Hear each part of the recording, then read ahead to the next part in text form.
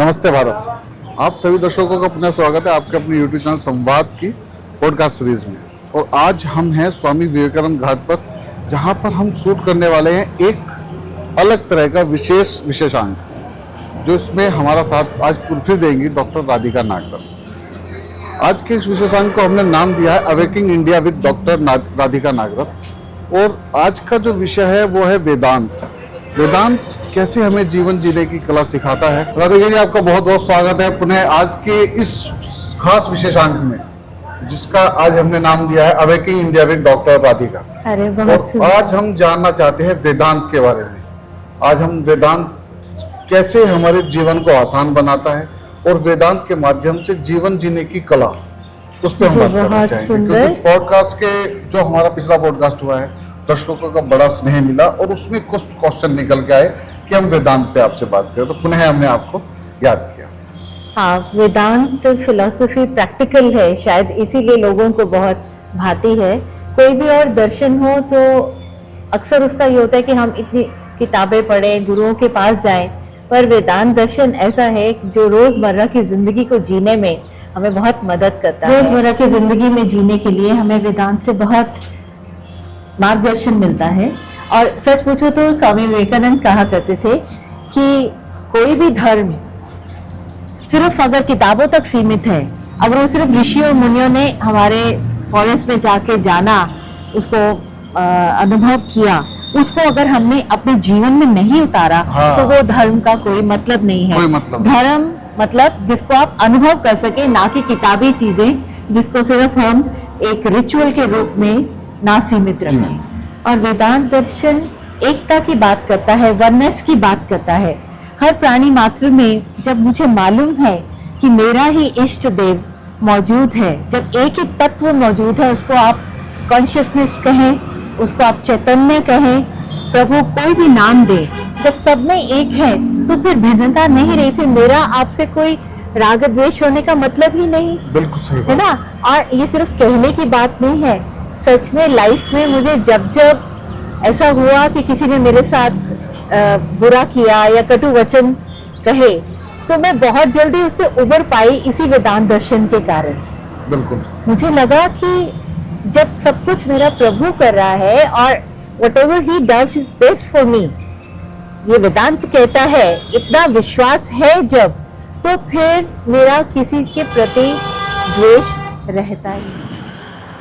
मुझ जैसे बहुत लोग जो बहुत ज्यादा पढ़ने में इंटरेस्टेड नहीं होते, उनको छोटे छोटे सूत्र अगर जो वेदांत देता है वो अगर अपनी लाइफ में अपनाए, तो मुझे लगता है कि जीना बहुत ही आसान हो जाता है। और मैं भी बहुत वेदों को पढ़ने के इच्छुक नहीं थी पहले, पर जब स्वामी विवेकानंद की मैंने इंटरप्रिटेशन पढ़ी, क्योंकि उन्होंने बोला कि मैं खुद कुछ नहीं कहता, जो कहता हूँ वो वेदों का सार है, तो मुझे बहुत अपील किया। और मैं ये जैसे रामकृष्ण मिशन उनके द्वारा ही संचालित है, ये पूरी ऑर्डर जो देश भर में सेवा के कार्य करते हैं, तो उसमें मुझे आकर ये सिद्धांत मिला, वर्क इज वर्शिप।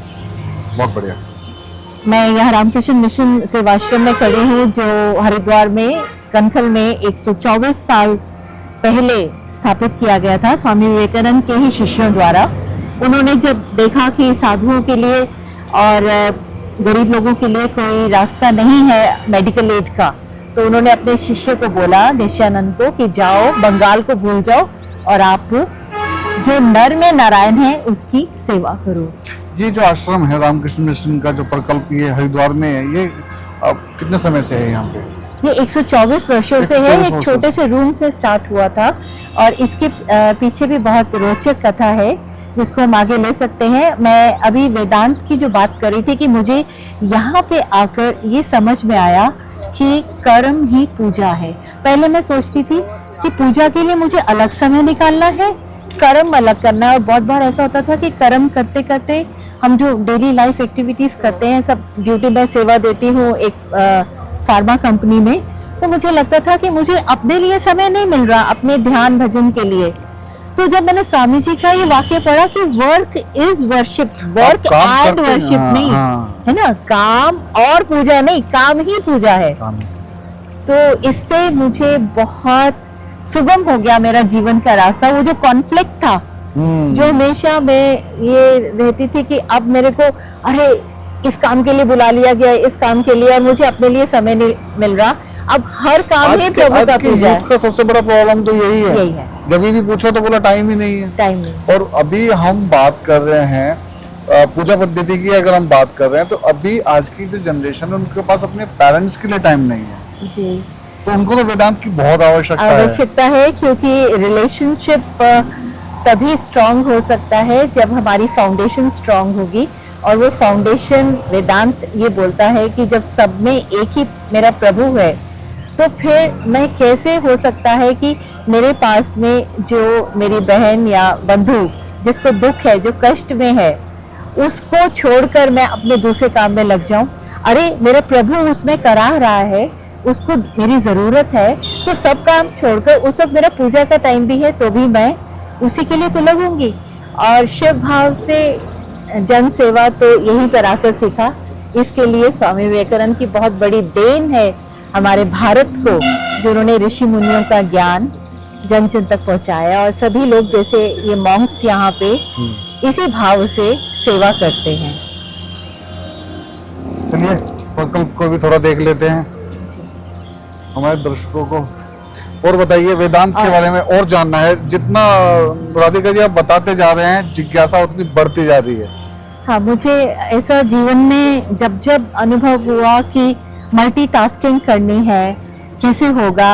मैं उदाहरण के तौर पे आज का ही आपको वाकया बताती हूँ कि हम लोगों ने 4 बजे का समय निश्चित किया था मिलने का, ठीक है। तो इतने में मेरे पास 2 कॉल्स आते हैं।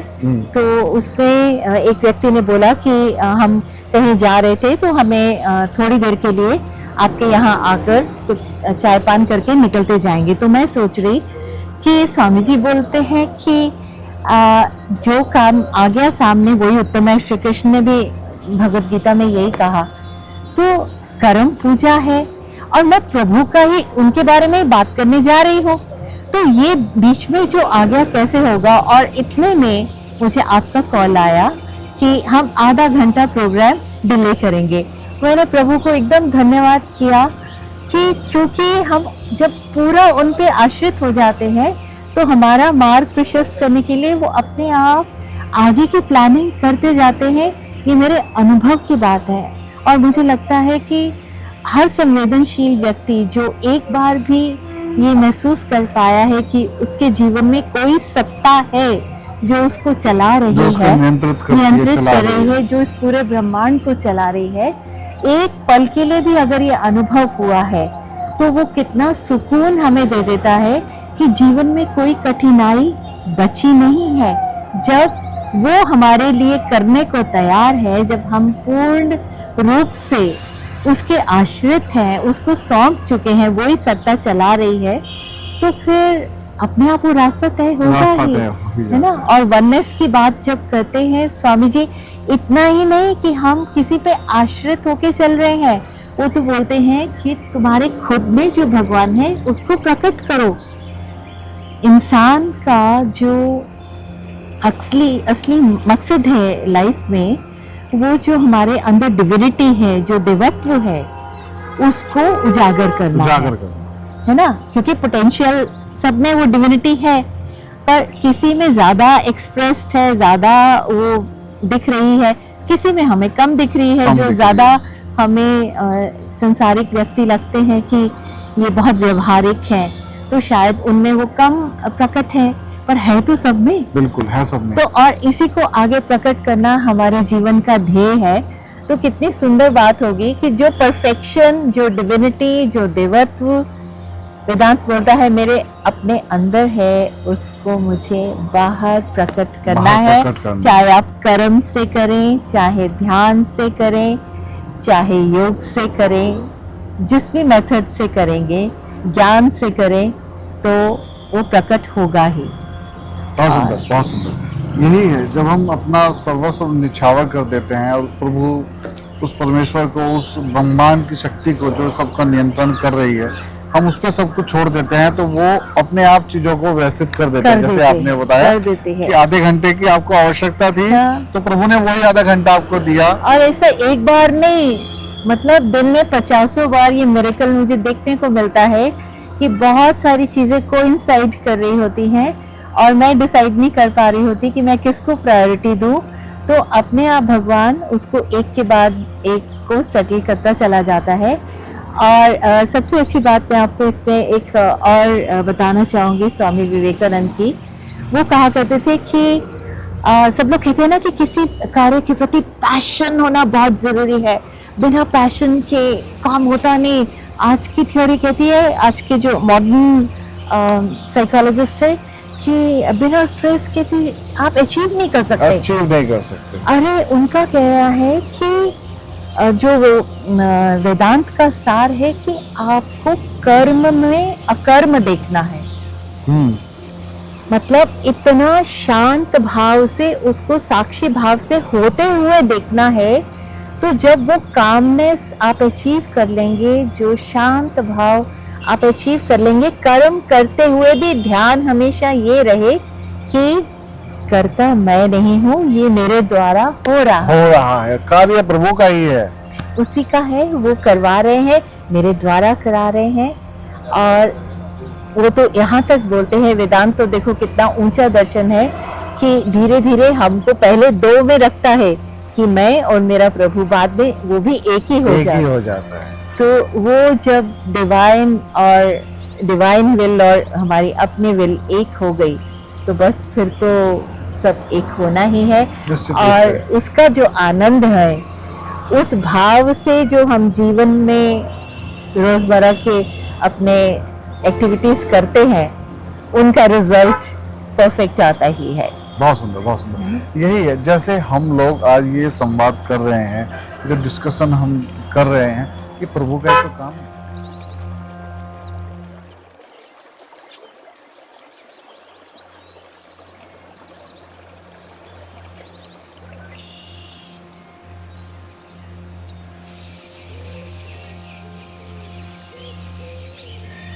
राधिका जी, मेरा एक प्रश्न था कि जो व्यक्ति परमात्मा में विश्वास रखता है पर स्वयं पे विश्वास नहीं रखता, तो वो धार्मिक है या अधार्मिक है? क्योंकि एक व्यक्ति है जो परमात्मा में विश्वास रखता है और उससे पहले खुद में विश्वास रखता है।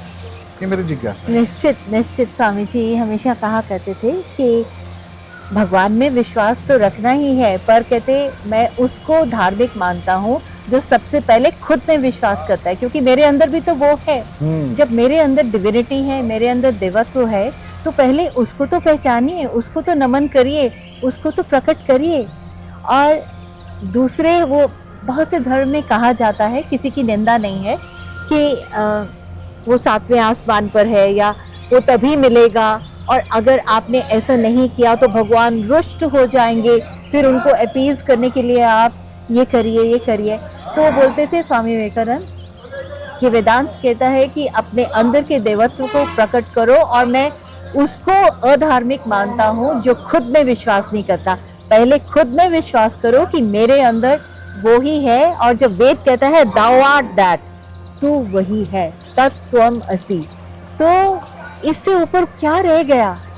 हमको उस स्टेज तक पहुंचने में टाइम इसलिए लगता है क्योंकि हमें जन्मों से और शुरू से, बचपन से ये पढ़ाया गया है कि तुम कमज़ोर हो, तुम शक्ति नहीं है तुम में, अगर ऐसा करोगे, मतलब एक भय दिया गया है। तो जो भय में जीता है वो तो धार्मिक है ही नहीं। स्वामी जी कहते हैं कि सबसे पहले, वेदांत कहता है कि सबसे पहले जो सिम्टम है कि आप धर्म की राह पे चले हैं, आप आध्यात्मिक जीवन जी रहे हैं, वो ये है कि आप में निर्भयता आ जाएगी, क्योंकि आप सत्य का अनुसरण कर रहे हैं। सत्यता जब मेरे जीवन में आएगी तो मैं अभय हो ही जाऊंगी। कुछ छुपाना है, कुछ बोलना है, कुछ नहीं बोलना है, आपको अच्छा लग रहा है, नहीं लग रहा है, आज हम बात कर रहे हैं, किसी को हमारी बात ठीक लग रही है, नहीं लग रही है, तो हम उसको लाग लपेट से देंगे, लेकिन सत्य तो हर काल में सही है, सही रहेगा, और वही धर्म है। धर्म तो कहता है सत्य पे चलो। और सब जब हम कहते हैं कि आत्मा, जो हमारी आत्मा है, वही तो परमात्मा का स्वरूप है। बिल्कुल। और वो निश्चित रूप से जब भी हम कभी कुछ गलत कर रहे होते हैं तो एक बार नॉक अवश्य करती है वो आपको एक बार हमारे कॉन्शियस हमेशा कॉन्शियस हमें माइंड आपको एक बार जताती तो है कि कर तो तू गलत रहा है, पर हम क्या करते हैं, हम उसकी जो आवाज है उसको हम अनसुना करके आगे बढ़ जाते हैं, तो उसके बाद वो फिर आवाज आनी बंद हो जाती है। जी। किसी भी चीज का आप कितनी बार गला घोटोगे, जी जी चेतन मन का भी तो ऐसा ही है बिल्कुल। कि आप कितना उसका गला घोटोगे। जब आप उसको अनसुना करते रहोगे, चाहे आप कहीं भी बात करो, आत्मा की बात कर लो या आपके लाइफ पार्टनर की बात कर लो, जब हम अपने लाइफ पार्टनर की बातों को अनसुना करते हैं तो एक समय के बाद वहां से सुझाव आने बंद हो जाते हैं, और वो रोक रुकावट, चाहे वो लाइफ पार्टनर हो, चाहे आपके पेरेंट्स हो, वो आत्मा भी और ऐसी ही उसी है। के लिए तभी बार बार कहा है कि मन का शांत होना बहुत ज़रूरी, नहीं तो कुछ भी अचीव नहीं कर पाएंगे। जो आवाज़ हमें चेक कर रही है, जो बता रही है ये गलत है ये सही है, जो विवेक दे रही है कि राइट क्या है रॉन्ग क्या है, उसको अगर हम दुनिया की इस भीड़ में, दुनिया के जो शोरगुल है उसमें अगर खोए हुए हैं तो आवाज़ सुनने को समय नहीं मिलता। तो हमको शांत और मन की सुननी चाहिए। सुननी चाहिए। कोई भी क्रिया है पहले और मन में होती है। और ये हमेशा शांत तभी रह सकते हैं जब हम, हमारे जीवन में कॉन्फ्लिक्ट्स ना हो, हमारे में ये ना हो कि मुझे यहाँ जाना है या यहाँ जाना है। क्लैरिटी ऑफ थॉट वेदांत देता है, एक ही पथ पे चलने का। खुद पे विश्वास करो, जो कर्म कर रहे हो वो तुम्हारे द्वारा हो रहा है, तुम नहीं कर रहे हो, है ना। तो जब पीछे से जो भी शक्ति, तो पीछे से ही आ रही है, आपने उसको जैसे पानी पीछे से आ रहा है, आपने उसको सोने के नल से खोला या चांदी के या पीतल के, है तो जल ही, है तो उसी चैतन्य का ही सारा ये विस्तार। और स्वामी जी बोल रहे हैं कि हमको उसको व्यक्त करना, उसको एक्सप्रेस करना ही जीवन का लक्ष्य है। मुझे भी इससे बहुत मदद मिली, एक अल्टीमेट गोल ऑफ लाइफ। हाँ ठीक है, पीएचडी करना है, पढ़ना है, थोड़ा जॉब का देखना है, अच्छा करियर करना है, ये वाली बात ज़रूरी है, पर at the back of all this always जहाँ हमें जाना है, जहाँ जो यात्रा जहाँ तक है, उसके बाद जो आत्मा हमारे साथ चलेगी उसको भी तो पोषित करना आवश्यक है ना। तो कहीं ना कहीं बॉडी माइंड सोल तीनों को और आध्यात्मिक भाव से, और जब हम अपनी आत्मा के लिए काम करते हैं, अपने मन को हम प्रशस्त करते हैं, तो वो मन इतना स्ट्रांग होना चाहिए हम चीज़ों को कर सकें। और उसमें वेदांत बहुत मदद करता है। ये दर्शन सच में, क्योंकि अनुभव की चीज़ है, ये कोई ऐसा नहीं है कि किताबों तक सीमित है या ऋषि मुनियों तक, सिर्फ जो जंगल में बैठ के ध्यान कर रहे हैं वो ही इस चीज़ को पा सकते हैं। आप, मैं, हर कोई इसको पा सकता है। चलिए, तो बहुत अच्छी वेदांत को लेकर आज हमारी चर्चा हुई, और मैं अपने दर्शकों को बता दूं कि ये शुरुआत है, ये अंत नहीं है। अभी तो हमने शुरुआत की है अध्यात्म को जानने का, अध्यात्म हमें कैसे जीवन जीना सिखाता है, और स्वामी विवेकानंद जी के आदर्शों पर चलते हुए हम कैसे अपने जीवन को सरल और सुगम बना सकते हैं। इसी क्रम में ये आज का विशेषांक awaking India with doctor Radhika नागर। आपने वेदांत के बारे में सुना, और आप हमें कमेंट के माध्यम से आप भी हमें सब्जेक्ट दे सकते हैं कि आप किस पे सुनना चाहते हैं, तो उस सब्जेक्ट पे हम डॉक्टर राधिका नागर जी से बात करेंगे, ताकि आप तक भी ये अध्यात्म, स्वामी विवेकानंद जी का ज्ञान, ये सब हम आप तक पहुंचा सकें। और बोलते भी वही हैं, हम बोलते भी वही हैं, ये उन्हीं के शब्द हैं जो वहाँ से आ रहे हैं, और इसी से एक पूरा प्रकल्प चल रहा है। तो मैं जैसे अक्सर बोलता हूँ कि आप जुड़े रहिए संस्कारों से, और अपने बच्चों को जोड़ के रखिए पॉजिटिव विचारों से। तो मिलते हैं अगले विशेषांक में फिर आपसे, तब तक के लिए नमस्ते भारत।